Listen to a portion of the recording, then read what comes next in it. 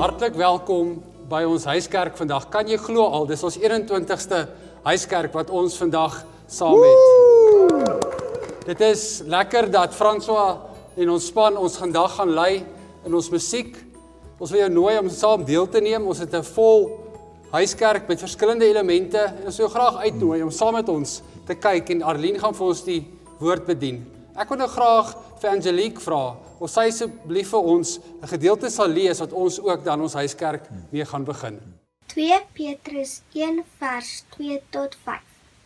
Ek bid dat God se oorvloedige goedheid en vrede julle lewens sal oorspoel.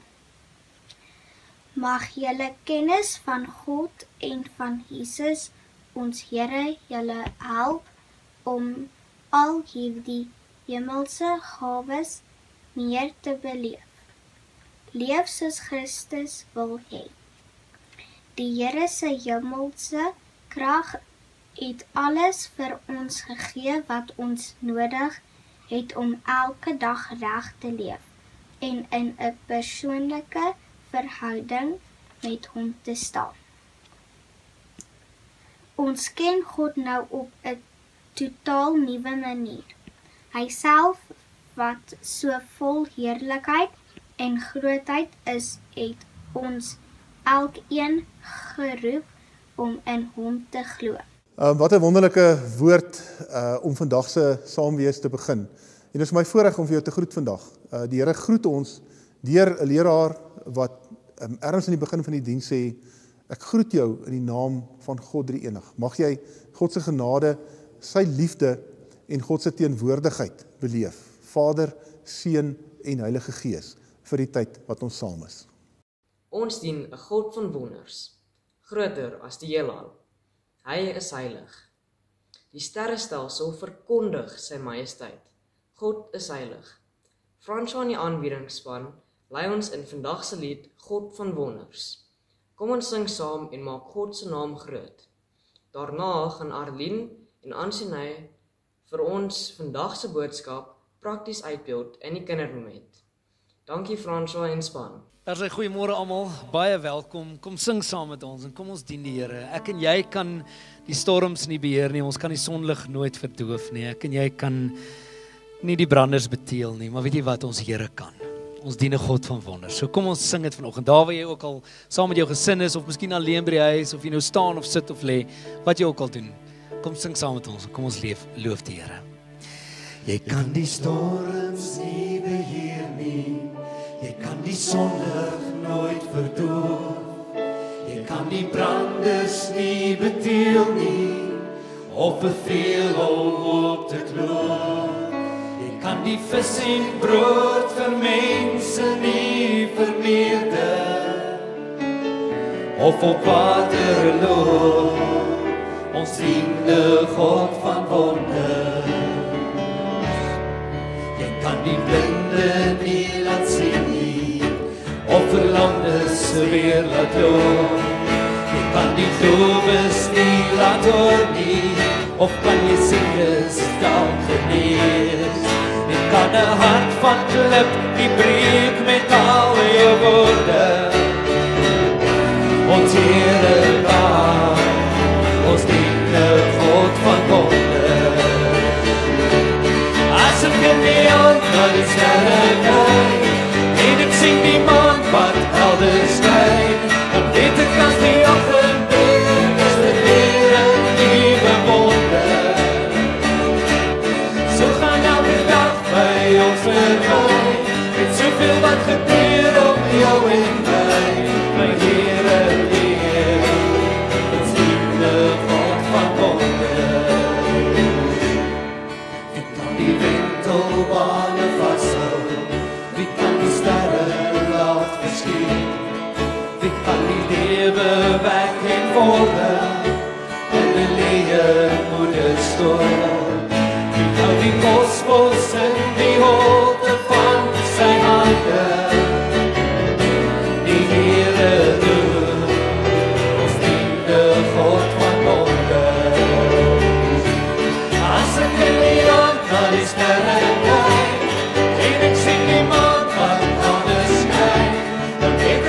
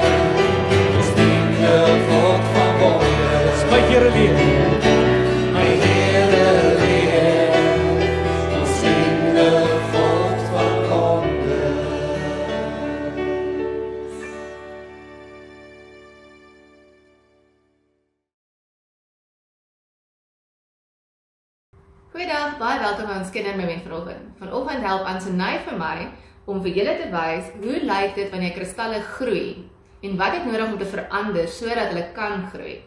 Nou kom ons kyk gou hoe wil ons hê met die kristalle lyk. Kan jy vir ons wys? Ja, ek kan. Okay, so ons wil hê dat ons kristalle moet groei dat hulle so mooi is. So wat ons gaan benodig is boraks. Dis hierdie groen bakkies. Ons het kleursel gebruik om hulle mooi kleurvol te maak en dan het ons ook kookwater nodig. Maak seker dat mamma of pappa help met daai ene. Ja. So kom ons kyk wat gebeur as ons verskillende goedjies laat verander.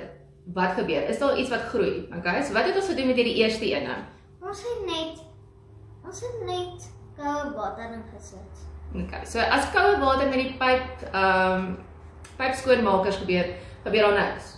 Daar's niks verander. Alles het verander om die pypskoonmakers, maar ons nie groei nie. Nee, niks. Okay, so wat het ons by hierdie ene gedoen? Ons het 'n klein bietjie boraks ingesit met kleursel. Maar soos jy kan sien, niks het gebeur. Ja. Hulle het net kleur verander. Ja, so ons het die boraks gebruik, ons het warm water gebruik en 'n klein bietjie boraks, maar dit het niks gemaak dat groei nie. Nee. So alles het verander, maar daar's nog nie genoeg groei gewees nie. Nee. So hierdie laaste ene, wat het ons hier gedoen voordat ons wys? Ons het baie boraks ingesit. Genoeg totdat dit onder bly, nê. Dit wou nie meer oplos nie. Ja. En ons het kookwater gebruik. Ja, en kleursel. En kleursel. So kom ons wys gou vir die maatjies wat het gebeur. Het al groei plaasgevind. Kyk hoe mooi is daai. Kom ons kyk of ons hulle kan laat afsien. Met daai klein bietjie, is daar net 'n klein bietjie nie wat gegroei het aan die onderkant van daai grootte. Ja. So wat ons geleer het is dat as ons die dinge om die pypskoonmakers laat verander, kan daar kristalle begin groei. Nou partykeer is ons lewens ook so. Ons het partykeer kookwater nodig wat glad nie lekker is nie, dit is baie onaangenaam. En dan het ons goeders nodig soos dinge wat ons help om ons sterker te maak en ons te laat groei. Nou hier het ons die boraks gebruik. Nou boraks is eintlik gevaarlik as jy dit begin drink en so. So moet asseblief nie. Dit is gebruik vir skoonmaakgoed. En partykeer voel dit vir ons asof die dinge in ons lewens regtig gevaarlik is en baie sleg is. En dan voel dit asof dit net aanhou. En hierdie veranderinge is vir ons swaar. Ons wil nie eintlik dit hê nie. Ons wil eintlik soos hierdie eerste enetjie wees, dat alles net mooi normaal is. Koue water, dis nie moeilik nie, maar dan groei niks nie. So ek hoop dat julle saam met ons geleer het dat as omstandighede verander, is dit partykeer 'n bietjie sleg. Maar dan kan ons die mooiste kristalle groei en ons lewens kan groei en ons geloof kan groei. Soos hierdie wat ek nou het. Yay! Dankie dat julle saam met ons geluister het en ons gehelp het met ons kindermoment. Bye. Sien julle volgende keer. Dit is dan vandag my voorreg om ons huiskerk te kan lei en ek het nogal gewonder oor waaroor praat 'n mens nou in die 21ste week van ons Grendeltyd. En iets wat nogal baie by my opkom die laaste tyd is die hele gedagte omtrent verandering. En ek dink die Here het dit nogal op my hart swaar gelê en wil ek graag my kollegas vra vir wysheid hier. Nou in ons lewens het ons nou al 'n klomp kere verandering beleef, maar ek dink nog nooit so intens soos op hierdie stadium nie. So ek wil graag vir julle vra, wat is julle persoonlike belewenis met die grootste verandering vir nou? En wat doen julle self daarmee? Arlene, nogal vir my die grootste verandering was dat jy nêrens heen kan gaan nie. Ek het so begeerd om iewers heen te kan gaan, maar ek weet ek kan nie. So as ek nou ook die kans kry om te ry, weet ek ook nie waartoe ek kan ry nie, maar hierdie verandering van ek wil gaan maar ek kan nie en ek weet eintlik nie om dit te doen nie. Wat ek nogal besef is eintlik net hoe vanselfsprekend mense dit aanvaar het, dat jy maar net kan doen wat jy wil en skielik hierdie verandering te beleef van ek kan nie maar net doen wat ek wil nie want ek moet die reëls ook volg. Ja. So dis nie meer in jou hande nie. Dis nie in my hande nie. Dit bietjie om oor te gee is nogal moeilik. Ja. Jan? Ja, ek sukkel met die afgesny wees van mense. Deel van ons werk as predikante is om konstant in mense se teenwoordigheid te wees. Op 'n stadium is dit ook iets wat mense moeg maak. Maar die afgelope paar maande beleef ek nogal 'n verlange daarna, miskien om saam met vriende en familie te kuier, mense wat ek sommer net by wil aangaan. Maar dan ook as ek met mense praat is oor die telefoon of dus op die rekenaarskerm. Ons begin nou so bietjie ergens mekaar ontmoet. So dis nogal 'n gemis by my. En ek en Esther is op hierdie stadium alleen in die huis. So dit help dat ons meer met mekaar praat, maar ons sê altyd vir mekaar. Dis die eerste keer in ons lewe wat ons verlang na iemand eintlik wat ons nie ken nie. En dis 'n konstante ding wat eintlik saam met jou gaan. Ja. Ek hoor wat julle sê en ek dink dis nogal iets wat baie by ons almal rondleef. En ek het gedink dat ons gaan kyk wat sê die woord vir ons. So ons skriflesing gaan Wian vir ons doen en dit kom uit Johannes 5 vers 1 tot 9. Wian, vat vir ons weg. Hallo almal, dis Wian hier so. Ek gaan vandag vir ons 'n bietjie skriflesing doen en ek lees vandag vir ons uit Johannes 5 vers 1 tot 9. Hierna was daar weer 'n fees van die Jode en Jesus het daarvoor Jerusalem toe gegaan. By die skaappoort in Jerusalem was daar 'n bad met die Hebreëse naam Bethesda. Dit het 5 pilaargange gehad, waar daar baie gestremdes gelê het, blindes, krepeles en lammes. Onder hulle was daar 'n sekere man wat al 38 jaar lank siek was. Jesus het hom gesien lê en het geweet dat hy al baie lank siek was. Toe vra hy vir hom, "Wil jy gesond word?" Die sieke het hom geantwoord, "Meneer, ek het niemand om my in die bad te sit as die water begin beweeg nie. En terwyl ek aansukkel, gaan iemand anders voor my in." Jesus sê toe vir hom, "Staan op, tel jou goed op en loop." Onmiddellik het die man gesond geword, sy goed opgetel en geloop. Dit was 'n Sabbatdag.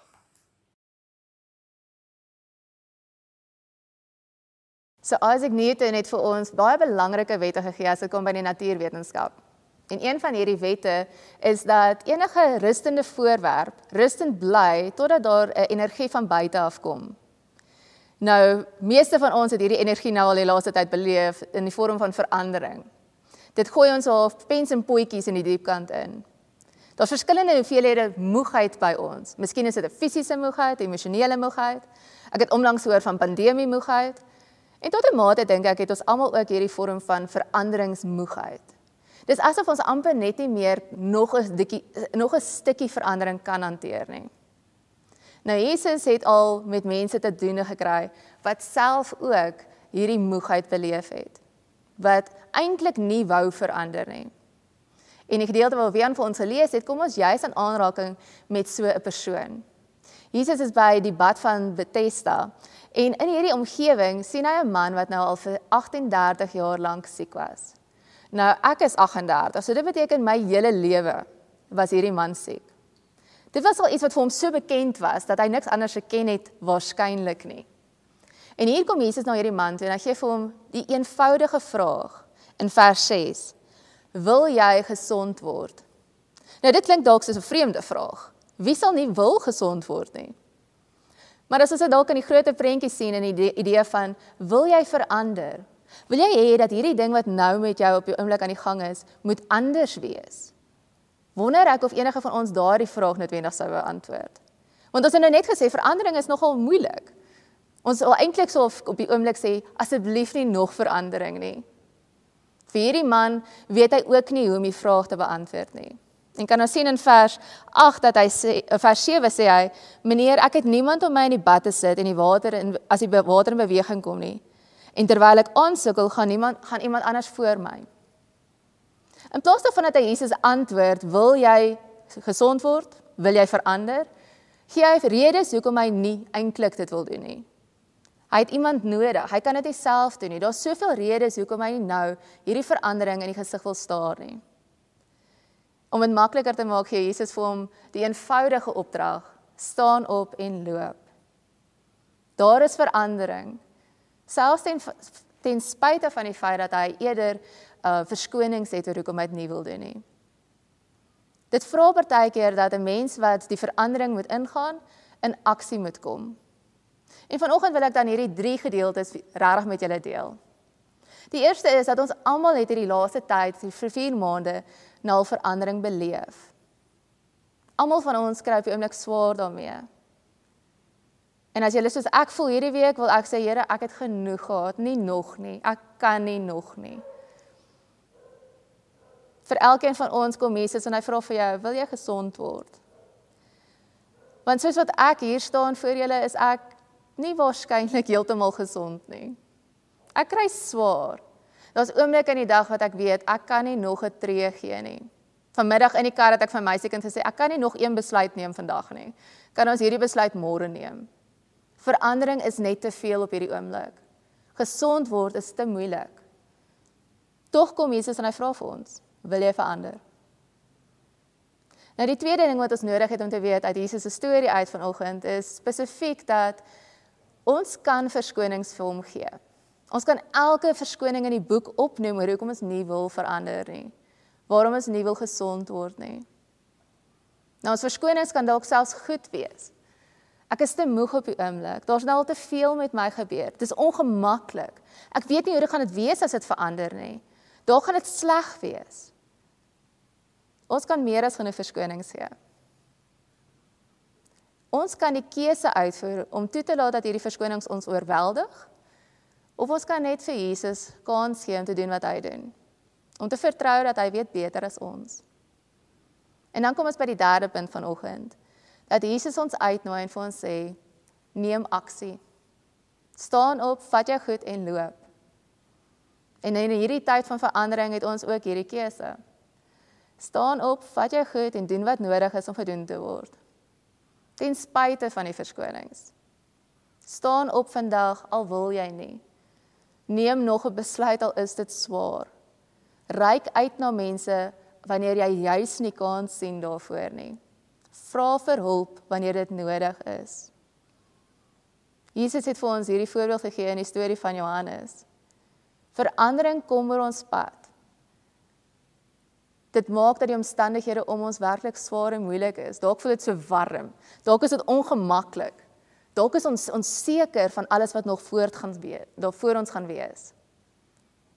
Jesus kom en ek seker daarvan dat hy sê vanoggend vir ons, ten spyte daarvan is ek saam met julle in die ding. Ek gee vir jou my krag. Ek maak gesond. Ek maak jou hart heel. Henry Ford het die eerste motor ontwerp. En een van sy gunsteling motors was die T-model.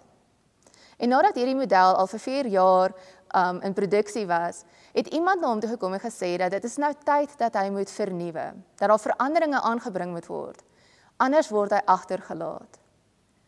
En die storie lei dat dit regtig vir oom Henry baie moeilik was. Hy wou nie verander nie. Hy het 'n wenner gehad en hy het daarby vasgestaan. Terwyl hy op vakansie was in Europa, het een van sy ontwerpers besluit om tog 'n klompie veranderinge te maak aan die model. Toe hy terugkom van vakansie af, hoor ons hoe dit oorvertel word, dat hy so 3 of 4 keer om die motor geloop het, en net daar op daardie oomblik 'n Simpson krag ontvang het, die deure afgeruk het, en binne in die motor alles stikkend geskeur het. Nou ons kan waarskynlik presies soos om Henry, skoppend en skreeuwend verandering probeer aanvoer. Ons kan dalk alles in ons gebruik om dit te veg en te sê ons wil nie meer nie. Tog is die Here wat ons dien, gee vir ons hierdie genesende salf om ons in hierdie omstandighede ook te kan gesond maak. Ek wil jou uitnooi, soos wat ons in die kindermoment vanoggend gesien het, dat ons kan groei wanneer die omstandighede juis vir ons swaarder word. Met die kristalle is daar warm water nodig, daar is boraks nodig wat nie noodwendig goed is vir 'n klomp dinge nie. Ons het nodig om in daai omstandighede te bly vir 'n lang tyd. En deur daai proses kom daar groei. En daai groei kan selfs pragtig wees. Moenie verskoning soek nie. Maar as jy verskonings het, vat dit na die Here toe. En wanneer jy hierdie verskonings na die Here te bring, kies om aksie te neem, om nader te beweeg aan die persoon wat God wil hê jy moet wees. Dis 'n proses van afhanklikheid van die Here, nie 'n proses waarin jy alles initieer nie. Jesus begin dit. Dit gee vir my hoop in hierdie tyd van veranderinge. Ek het gevra vir Elis Macreer en vir Yvonne Joubert, sowel as vir Jeanette Coetzee, om vir ons bietjie te vertel van veranderinge in hulle lewens en hoe God hulle in daardie veranderinge ontmoet het. Kom ons luister na hulle stories.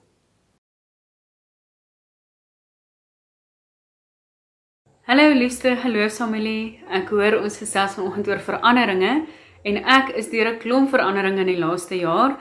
Ek het my graad klaar gemaak, ek het Potch toe getrek, ek het my eerste werk begin en ek het die grootmenswêreld aangevat in 'n plek ver weg van my liefste bekende Peer van Reineveld waar ek groot geword het. En ek het besef deur al die veranderinge het ek verskriklik baie geleer.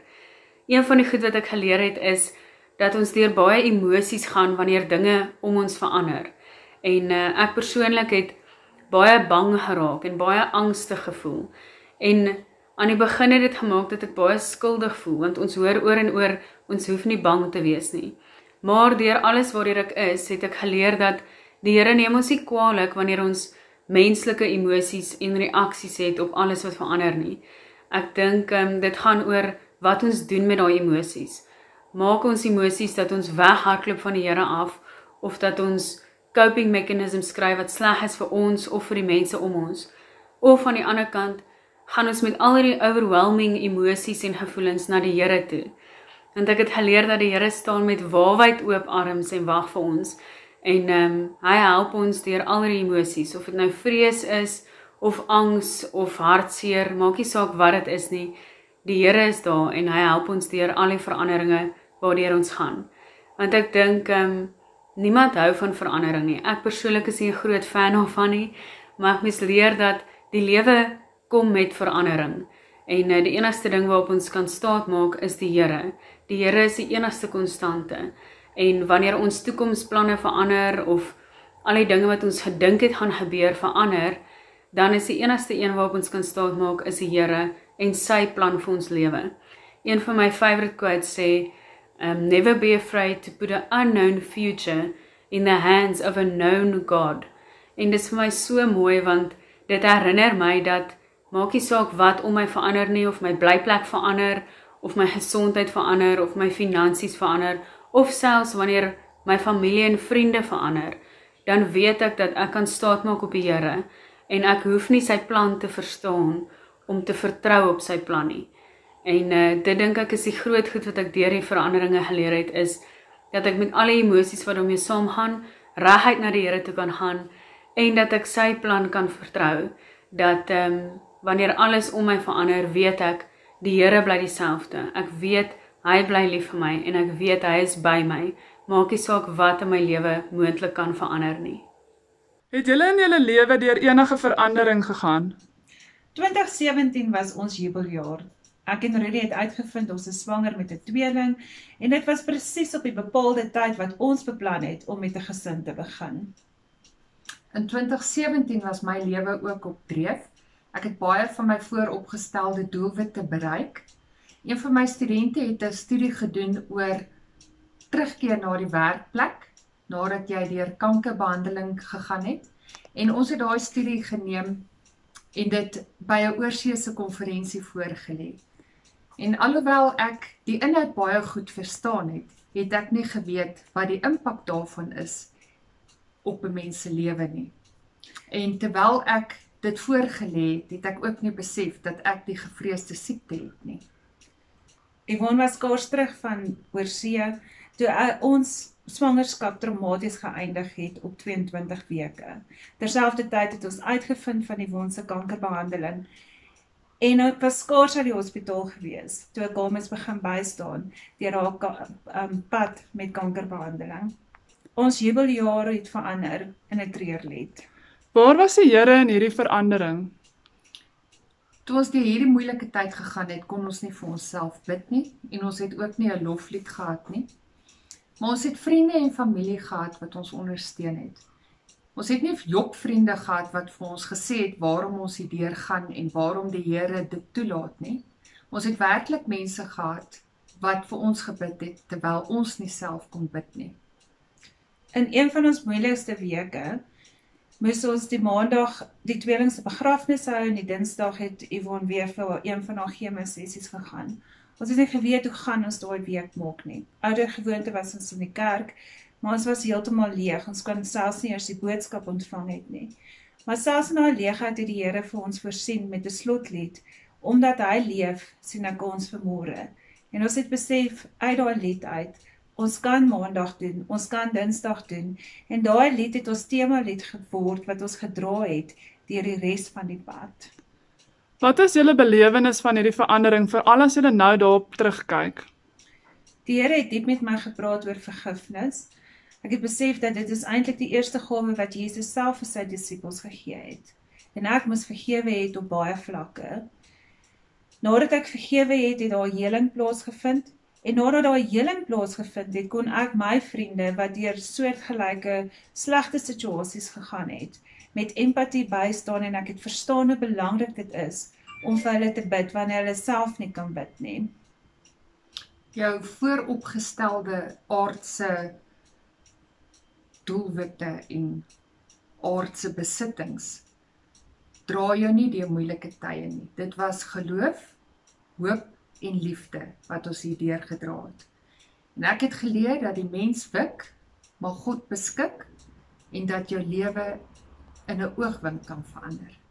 Hoe inspirerend is om te hoor hoe God ook besig is met ander mense in hierdie tyd van verandering nie.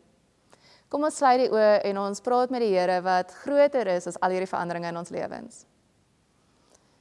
Liewe Here, ons wil vir U so baie dankie sê dat alles wat ons oorweldig, nie vir U oorweldig nie. Dat ons grootste probleme steeds klein probleme is in U hande. Dat U moontlik al hierdie dinge kan oplos in 'n oogwink. Here, ons wil vir U dankie sê dat U by ons is in die omstandighede wat vir ons so swaar is, waarin alles konstant verander, wanneer dit aanhou voel asof ons net nie ons voete vind nie. Here, dankie dat ons dit na U toe kan bring en kan erken ons is oorweldig. Here, dankie dat ons selfs ons verskonings vir U kan kom gee. Here, ons weet ons het nodig om oor te gaan in aksie in. Om elke uitdaging wat om ons is, elke verandering aan te pak. Gee vir ons die krag, die wysheid en die onderskeidingsvermoë om die regte aksies te neem. Om tree vir tree saam met U hierdie pad te stap, sodat dit nie vir ons op die ou einde gaan oor ons eie eer en faam nie, Here, maar dat dit op die ou einde gaan oor U eer. Dat U deur alles groot gemaak kan word. Dat mense U kan raak sien en almal om ons. Dankie Here dat ons kan vra, U kan vertrou daarmee en weet dit is veilig in U hande. Ons is so dankbaar daarvoor, Here. Amen. Ons gaan nou oor na Jan met ons familienuus. Kom ons hoor wat dit uit te sê.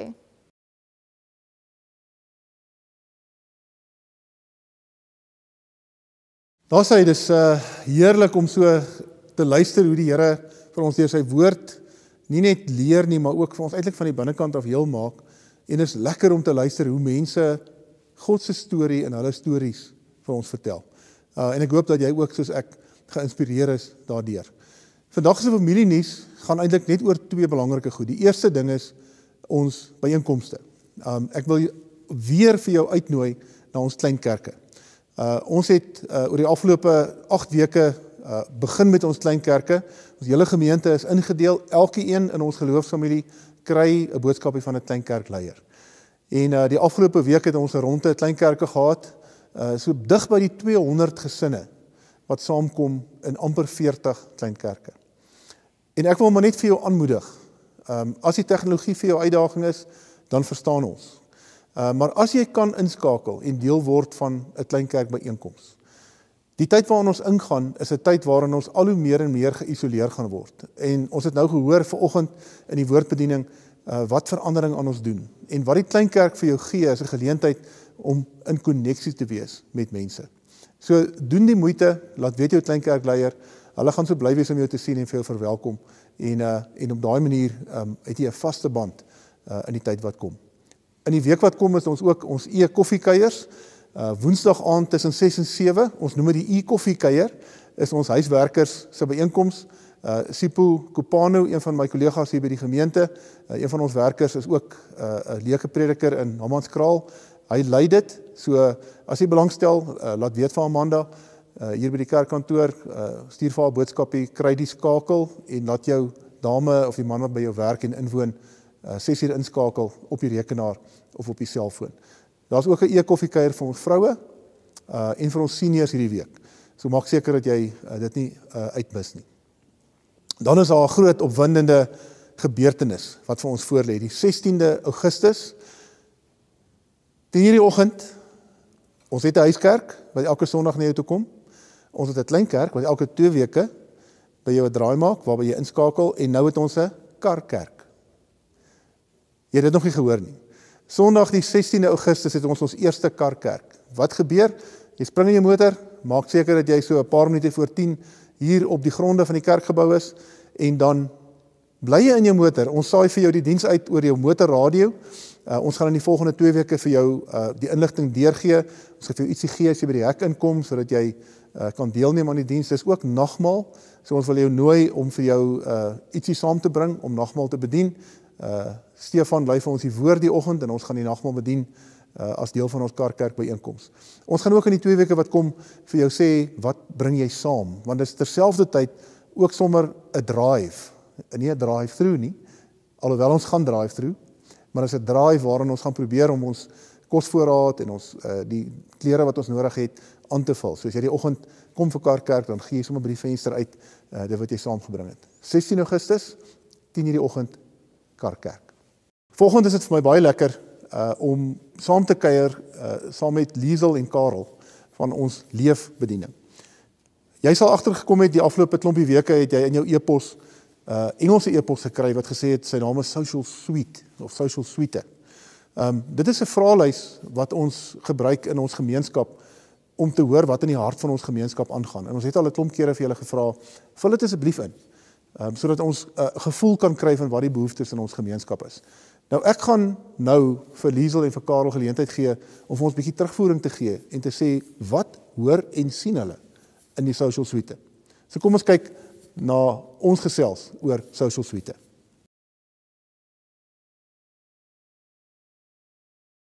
Vriende, dit is 'n heerlike voorreg om vanoggend saam met Karel en saam met Liesel te kuier.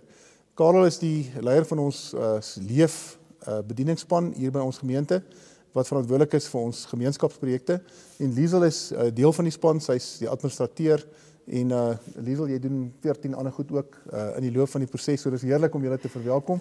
Dankie dat julle saam met ons kuier. Die rede hoekom julle vanoggend spesifiek hier is die afgelope 2-3 weke het ons begin e-posse kry in die gemeente van die Social Suite of die Social Suite vraelys. Dis 'n Engelse e-pos, en dan dink mense dit kan nie van die kerk af kom nie, maar dit kom van die kerk af. Ek wil graag vanoggend bietjie by julle hoor, wat leer julle, want daar is nou so net so oor die 200 mense wat deelneem tans. Ja, so ietsie oor die 300, so 325. Okay, ja. So ons is al by 'n klompie mense wat deelneem aan Social Suite en amper weekliks vir ons data stuur van hoe dit met hulle gaan en wat met hulle gebeur. En ek wil graag hê julle moet 'n bietjie vir ons terugvoering gee daaroor, dat ons as geloofsfamilie bietjie kan hoor wat in ons eie harte aangaan. So sê Social Suite iets oor mense se belewenis dat hulle hulp nodig het of dat hulle ergens ondersteuning nodig het. Ja, definitief Jan. Dit is so, ons homo sapiens is nie gemaak om alleen te wees, om sosiaal geïsoleerd te wees nie. En dit sê nogal vir ons baie van mense se sosiale behoeftes, hulle finansiële behoeftes, hulle fisiese behoeftes. So ja, Social Suite help ons nogal baie om te bepaal. Gee 'n bietjie vir ons 'n lekker statistieke, dit help ons altyd om te weet presies wat aangaan. Miskien so in die algemeen eers net mense wat oor hulp, beleef mense wat hulle hulp nodig het? Ja, weet jy, gelukkig 37% sê hulle het nie hulp nodig nie. So ons is baie bly, dis daarom nog nie almal wat hulp nodig het nie. 32% van die mense voel dat hulle 'n behoefte aan sekuriteit het, met al die onsekerhede wat om ons is dit baie te verstaan. Dit is nou die verandering wat die diens vandag oor gaan. Mense beleef daai verandering aan hulle vel, né? Ja, definitief. En dan so 8% sê dat hulle definitief finansiële ondersteuning op hierdie stadium nodig het. 8%, so dis amper 10% van die gemeente. Dis hy. En mense wat alleen wees, behoefte aan hoeveel persentasie mense sê hulle is alleen en hulle het behoefte aan vriende? Weet jy, dit is interessant. So 30% van die mense sê dat hulle voel alleen. Maar gelukkig is dit net so 15% wat sê dat hulle het 'n behoefte om met iemand daaroor te gesels. Met ander woorde dat dit vir hulle op die einde van die dag 'n probleem is. Ja, as ons net kyk na die syfers, as ons bietjie jou statistiek ekstrapoleer, dan sê ons 15% van, kom ons sê 3.500 mense, bring ons al by 400, 500 mense wat sê dat hulle hulp nodig het, omdat hulle alleen is en geïsoleerd voel. Nee? As mens mooi daaroor dink. Is ons mense gespanne? Beleef hulle spanning, stres? Ja, Karel, dit is, ek dink dit is nogal 'n probleemarea, want 64% het gesê dat hulle 7 of meer uit 10 uit gespanne is. So dit dink ek is nogal bekommerenswaardig. 2/3 van die mense in ons gemeenskap is meer as 7 uit 10 gespanne. Dit is nogal heel wat. Gevoel oor veiligheid? Weet jy, 42% van die mense sê dat hulle is nog steeds te bang om uit hulle huise uit te gaan. En 11% sê dat hulle is bang om die virus op te doen. En 15% sê dat hulle is nog steeds bang om daaraan te sterf. Of mense wat naby aan hulle is om te sterf aan die virus. Ja, en met ander woorde, dis hoër as net 'n algemene gevoel. Dis anders wat sê, dis spesifiek iets wat ek beleef. Definitief. Wat bekommer mense oor die staat van inperking en hierdie belewenis waarna ons is? Weet jy wat, 37% van die mense sê dat hulle werk is ingedrang. Dis heel wat. Dit is nogal 'n hele paar. En 28% sê dat as gevolg van salarisse wat gesny is hulle bekommerd dat hulle in die toekoms nie vir hulle gesinne voldoende sal kan voorsien nie. En dan is daar 10% wat ek net nou gesê het, wat nog bang is dat hulle dalk die virus sal opdoen op die einde van die dag. So dit lyk my die finansiële probleme is die grootste bekommernis. So 'n wêreld wat jy hoor by die huis is 'n wêreld vol bekommernis waarna ons is. 37%, amper 40% mense, wat beteken amper die helfte van ons mense, is bekommerd oor hulle werksekuriteit. En dan is daar 28, amper 1/3 wat bang is dat hulle nie vir hulle mense sal kan versorg nie. Dis betekenisvolle statistiek. Dit is groot groepe mense. In ons geloofsfamilie alleen, as ons daai syfers opvat, is dit 1/3 is ongeveer 1000 mense. En 37% is 1800 mense. So net dat ou iets van die getalle verstaan. Kom ons praat sommer net oor wat doen ons as 'n geloofsfamilie. Julle by Leef hou julle self nou besig om te vra hoe spreek ons hierdie goed wat ons by social media sien aan? Hoe maak ons 'n verskil daarmee? Karel, oor dit lyk vir my asof daar goed nodig is as ek so kyk. Ja, Jan, kom ek sê vir jou dat ons het by Leef het ons besluit, daar's baie wat ons wil doen, maar ons fokus eerstens op dit wat nou nodig is. Nou in hierdie virustydperk, as ek dit so kan noem. So, ons het nodig dat mense eerstens na hulle self sal kyk, maar dit wat spaar is, na die kerk toe sal bring. Of dit nou geld, klere of kos is, want ons kan dit baie goed gebruik. En ek wil sommer weer 'n keer dankie sê vir hoe oop mense se hande al reeds was in ons gemeente. Vra dat hulle vir nog 'n paar maande agteroor sal buig om vir ons resources te gee. Dis nodig nou. En alles wat julle kry word direk of in ons eie gemeenskap of deur die organisasies in ons gemeenskap waarmee ons hande vat, seker gemaak dat dit by mense uitkom wat nood het in hierdie gemeenskap. Ja, ons hou in die eerste plek register van alles wat ingekry word. Niks word sommer net hier afgelaai sonder dat dit opgeskryf of genotuleer word nie. Ons kyk heel eerstens na ons geloofsfamilie se behoeftes en waar daar dan oorbly, versprei ons dit aan verdienstelike organisasies wat betroubaar is in die Peer van Reineveld en buite Peer van Reineveld omgewing. Een van die goed wat my interesseer is dat dit lyk vir my asof mense tog sê hulle beleef 'n bietjie meer samehorigheid en spangees. Sien jy dit in die social suite? Ja, definitief Jan, en dit is my wonderlik, daar's 'n groeiende gevoel van mense wat of 'n groeiende getal van mense wat sê dat hulle voel samehorigheid is definitief beter om te groei onder die mense. Karel, as mense nou nie noodwendig iets het om te gee nie, maar hulle het iets wat hulle kan doen. Is daar 'n hele klomp goed wat by Leef gebeur? Sê bietjie vir ons iets daaroor. Ja Jan, op hierdie huidige oomblik het ons 'n groep wat bejaardes wat eensaam is, bel op 'n gereelde basis en hoor of hulle kan help met inkopies en enige van daardie dinge. En julle is nou besig om weer te werf aan daai groep. Ja, wel ons is nou besig om met 'n totale werwingspoging vir mense wat kan kom help om as versorgers aan te meld vir die verskriklike groei in getalle wat ons het in lidmate wat positief getoets is vir die virus. En ons verwag dit gaan nou nog radikaal klim en ons het versorgers nodig vir daardie mense en versorging bedoelende telefoniese versorging, nie noodwendig fisiese en praktiese hulp, jy weet, wat jy vir iemand kan gaan inkopies doen of wat ook al. Ja, of net 'n oor wat luister en raad gee en hoor. Ekskuus, kan ek iets Nee, welkom. Ek wil net graag sê dat die mense moet nie bang wees om hand op te steek om versorgers te wees nie, want daar word 'n pad saam met hulle gestap om dit te doen. So hulle word begelei in die proses. Maar hulle moet hulle e-posse dophou. Ja. Want jy kommunikeer met hulle en daar's 'n groot stilte wat jy hoor. Sê iets daaroor.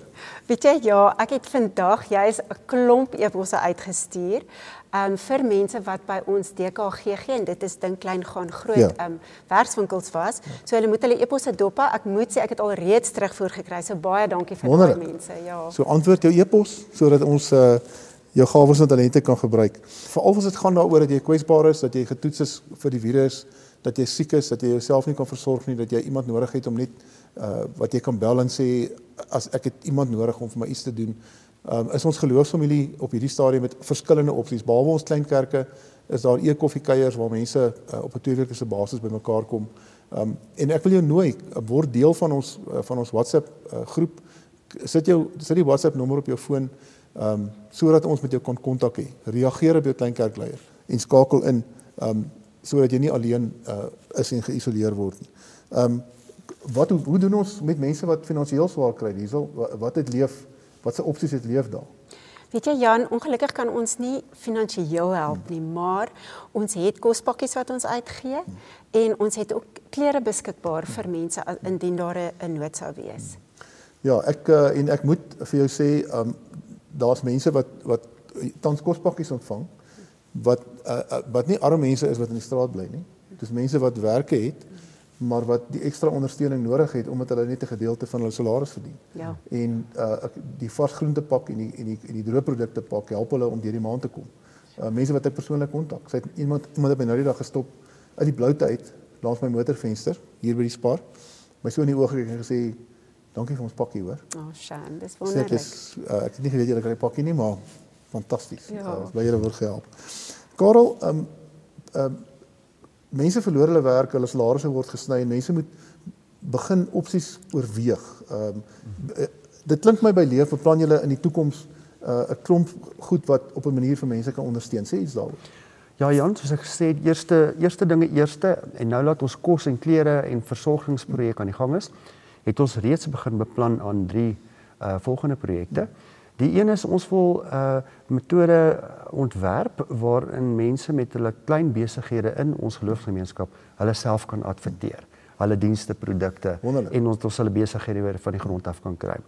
Ons is ook in die proses om te beplan aan entrepreneurskapsopleiding. Kundiges is besig om aan te meld en ons gaan baie binnekort daardie plan ook in werking stel. En dan ook is ons besig om met ander kerke 'n proses in werking te stel waar ons mense wat hulle werke verloor het, waar hulle self kan adverteer en geplaas kan word by ondernemings wat 'n behoefte aan werk het. Om met ander weer terug in die stroom te kom en nie van die kant af net CV's in te gooi nie, maar om gehelp te word om terug in die stroom te kom. Fantasties. Jan, ekskuus, kan ek net daarby sê, daar is ook mense wat daar wat reeds daar is wat werk offer. So Ja. So daar is geleenthede. Ja. Fantasties. Die laaste ding wat ek julle aan wil herinner is om te onthou as jy swaar kry, as jy sukkel, as jy bekommernis besig is om jou op te vreet, as jy wanhoopig raak, ons geloofsfamilie het terapeute, beraders, wat ons deels befonds, juis om mense en gesinne te ondersteun wat emosioneel swaar kry en besig is om persoonlik of in julle verhoudings sommer net agteruit te gaan. Dit is nie die tyd wat ons dit kan bekostig nie. Ons wil graag hê dat jy ook gesond en gelukkig kan wees. So, Liesel en Karel, baie dankie. Dit is heerlik om te weet daar bruis in die agtergrond. Niemand weet daarvan nie, want ons is nie Sondag by mekaar nie. Maar dankie vir julle werk. Dankie vir die leiding wat jy gee, Karel. Liesel, jy is die een wat die drade by mekaar hou en dankie daarvoor. En ons sien uit om betrokke te raak. Skakel in, bel, e-pos is leef@pvr. Leefadmin @pvr.co.za. Maklik. Leefadmin@pvr. Ja, en kan ek net sê asseblief, leef kan nie leef sonder die lidmate wat saam met ons leef. Fantasties. Dankie vir julle tyd. Laat daar lewe wees. Dankie Jan. Dankie julle.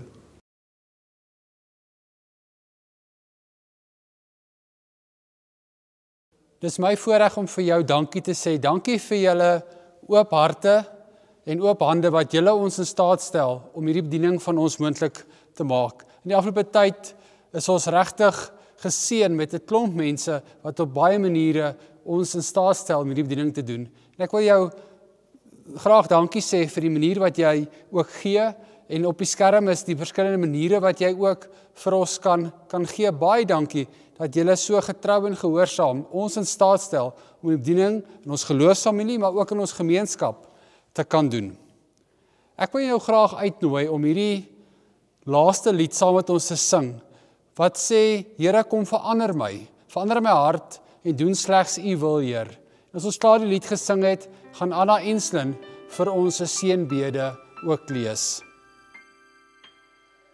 Change my heart, oh God, make it ever true.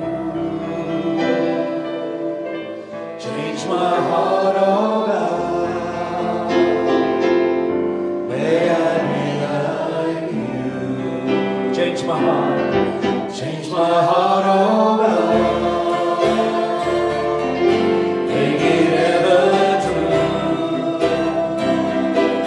Change my heart, oh God, may I be like you. For you are the potter, Lord. You are the potter, I am the clay. Mold me and make me. This is what I pray. Change my heart, oh God, make it ever true. Change my heart, oh God, may I be like you. Change my heart, oh God, make it ever true. Change my heart, oh God, may I be like you. For you are the potter, you are the potter, I am the clay. Mold me and make me. This is what I pray. Change my heart, oh God, make it ever true. Change my heart, oh God, may I be like you.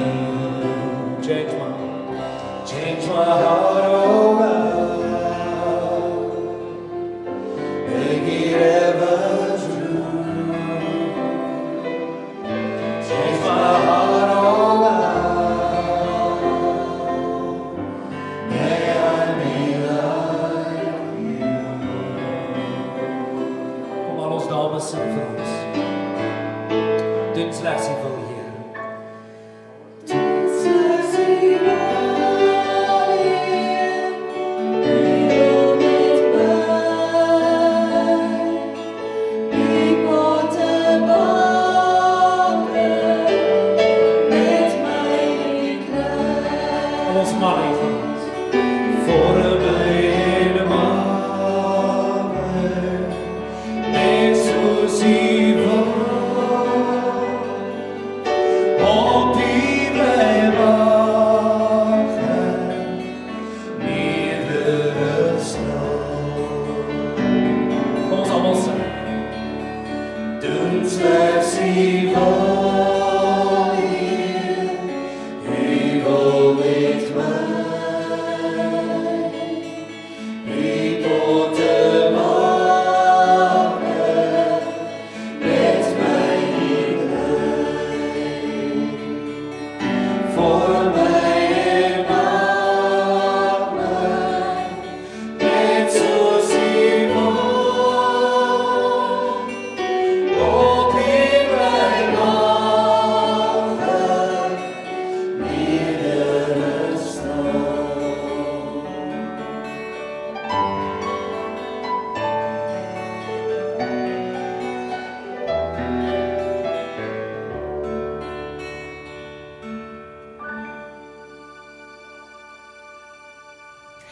Ek wil vandag bitter graag sonder hulle medewete, ons leraars, die groter bedieningsspan, die musiekspan en ook ons klein kerkleiers baie dankie sê vir die wyse waarop hulle ons in hierdie moeilike tye bedien.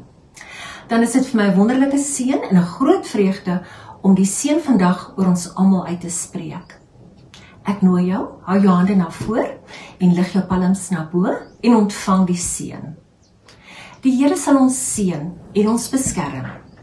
Die Here sal tot ons redding kom en ons genadig wees. Die Here sal ons gebede verhoor en ons sy ewige vrede gee. Amen.